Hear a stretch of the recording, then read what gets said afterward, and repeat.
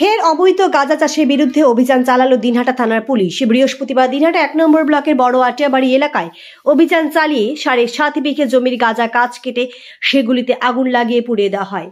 পুলিশের তরফ থেকে জানানো হয়েছে, এদিন দিনহাটা থানার আইসি জয়দীপ মোদকের নেতৃত্বে একদল পুলিশ দিনহাটা 1 নম্বর ব্লকের বড় আটিয়াবাড়ি এলাকায় যায়। তার একের পর এক জমির অবৈধ গাঁজা গাছ কেটে দিতে থাকে। সেই গাঁজা গাছগুলি একসঙ্গে জড়ো করে তাতে আগুন লাগিয়ে দিয়ে পুড়িয়ে দেওয়া হয়। এভাবেই দিনভর অভিযান চালিয়ে 7.5 বিঘে জমির গাঁজা গাছ কেটে নষ্ট করা হয়েছে বলে পুলিশের তরফ থেকে জানানো হয়েছে।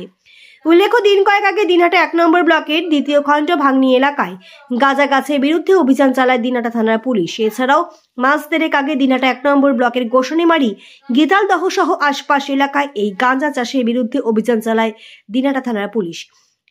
এত অভিযান সত্ত্বেও দিনহাটার বিভিন্ন এলাকায় এই গাঁজা গাছ চাষ বন্ধ হচ্ছে না। প্রতি বছর অবৈধ গাঁজা চাষ বেড়েই চলেছে। অতিরিক্ত মুনাফার লোভে সাধারণ কৃষকরা সবজি চাষের জমিতে এই অবৈধ গাঁজা চাষ করছে বলে অভিযোগ।